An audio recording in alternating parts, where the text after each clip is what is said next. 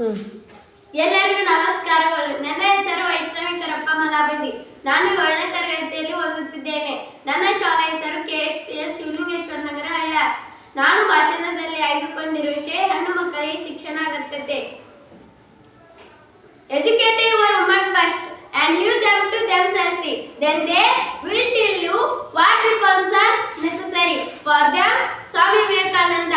ತೊಟ್ಟಿಲನ್ನು ತೂಗೋ ಕೈ ಜಗತ್ತನ್ನೇ ತೂಗಬಲ್ಲದು ಎಂಬ ಮಾತಿನಂತೆ ಒಂದು ಹೆಣ್ಣು ಮಗಳು ಶಿಕ್ಷಣವನ್ನು ಪಡೆದರೆ ಅವಳ ಪೂರ್ತಿ ಕುಟುಂಬವನ್ನೇ ಸುಶಿಕ್ಷಿತರನ್ನಾಗಿ ಮಾಡಬಲ್ಲರು.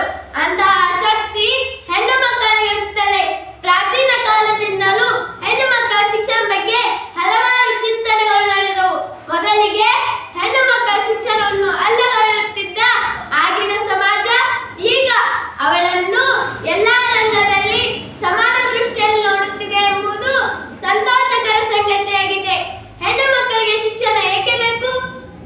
ಹೆಣ್ಣು ಮಕ್ಕಳ ಶಿಕ್ಷಣ ಅಗತ್ಯತೆ ತುಂಬಾ ಇದೆ. ಒಂದು ಕುಟುಂಬದ ಸಂಪೂರ್ಣ ಜವಾಬ್ದಾರಿಯನ್ನು ಹೆಣ್ಣು ಮಗಳು ನಿಭಾಯಿಸುತ್ತಾಳೆ. ಕುಟುಂಬದಲ್ಲಿ ಹೆಣ್ಣು ಮಗಳು ತಾಯಿಯಾಗಿ, ಮಡದಿಯಾಗಿ, ಮಗಳಾಗಿ, ಅಜ್ಜಿಯಾಗಿ, ಅತ್ತೆಯಾಗಿ, ಸೊಸೆಯಾಗಿ ತನಗೆ ವಹಿಸಿದ ಜವಾಬ್ದಾರಿಯನ್ನು ಅತ್ಯಂತ ಪ್ರಾಮಾಣಿಕತೆಯಿಂದ ನಿಭಾಯಿಸುತ್ತಾಳೆ. ಹೆಣ್ಣು ಸಂಸಾರದ ಕಣ್ಣು ಎಂಬಂತೆ ಒಂದು ಸಂಸಾರವು ಸುಗಮವಾಗಿ ಸಾಗಲು ಹೆಣ್ಣು ಮಗಳ ಪಾತ್ರ ಪ್ರಮುಖವಾಗಿರುತ್ತದೆ ಎಂದು ಹೇಳಬಹುದು.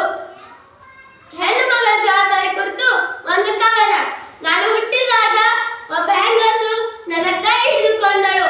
ಅವಳೇ ನನ್ನ ತಾಯಿ. ನಾನು ಮಗುವಾಗಿ ಆಟವಾಡುತ್ತಿದ್ದಾಗ ಒಬ್ಬ ಹೆಂಗಸು ನನ್ನನ್ನು ಜೋಪಾನ ಮಾಡಿ ನನ್ನ ಜೊತೆ ಆಟವಾಡುತ್ತಿದ್ದಳು. ಅವಳೇ ನನ್ನ ಅಕ್ಕ.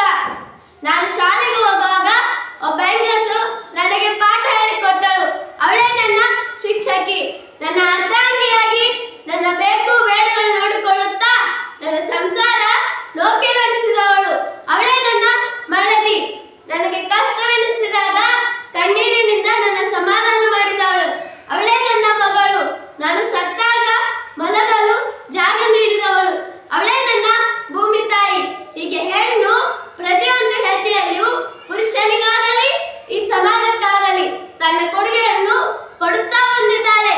ಅವಳು ಪ್ರತಿ ಹಂತದಲ್ಲಿಯೂ ತನಗೆ ವಹಿಸಿದ ಜವಾಬ್ದಾರಿಯನ್ನು ಅತ್ಯಂತ ಪ್ರಾಮಾಣಿಕತೆಯಿಂದ ನಿಭಾಯಿಸಬೇಕಾದರೆ ಅವಳಿಗೆ ಶಿಕ್ಷಣ ಅಗತ್ಯತೆ ತುಂಬಾ ಇದೆ. ಒಂದು ಒಳ್ಳೆಯ ಕುಟುಂಬ ಮಾತ್ರ ಒಂದು ಒಳ್ಳೆಯ ದೇಶವನ್ನು ನಿರ್ಮಿಸಲು ಸಾಧ್ಯವಾಗುತ್ತದೆ ಎಂದು ಹೇಳಬಹುದು.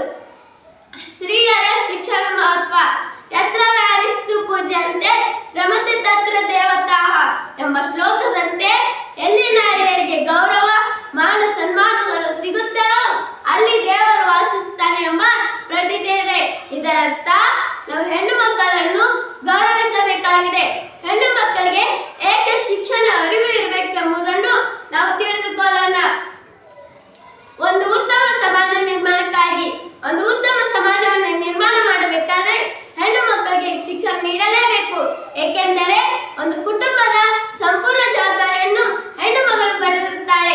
ಅದಕ್ಕಾಗಿ ಅವಳಿಗೆ ಶಿಕ್ಷಣ ಅಗತ್ಯತೆ ತುಂಬಾ ಇದೆ.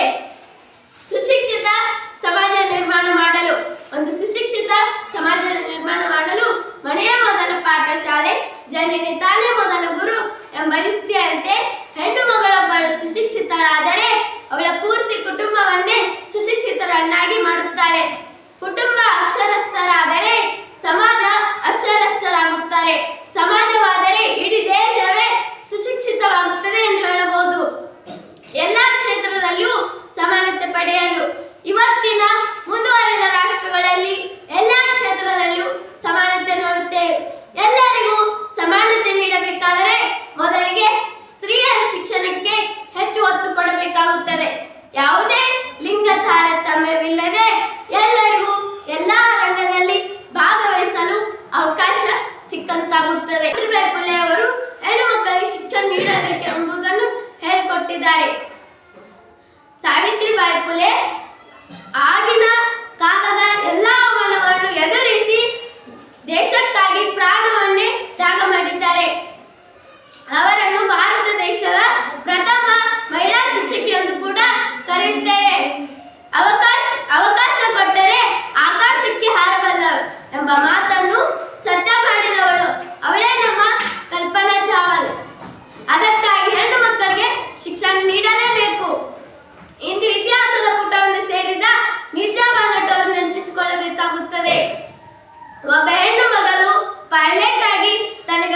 ಜವಾಬ್ದಾರಿಯನ್ನು ನಿಭಾಯಿಸಿ ದೇಶಕ್ಕಾಗಿ ಪ್ರಾಣವನ್ನೇ ತ್ಯಾಗ ಮಾಡಿದ್ದಾಳೆ.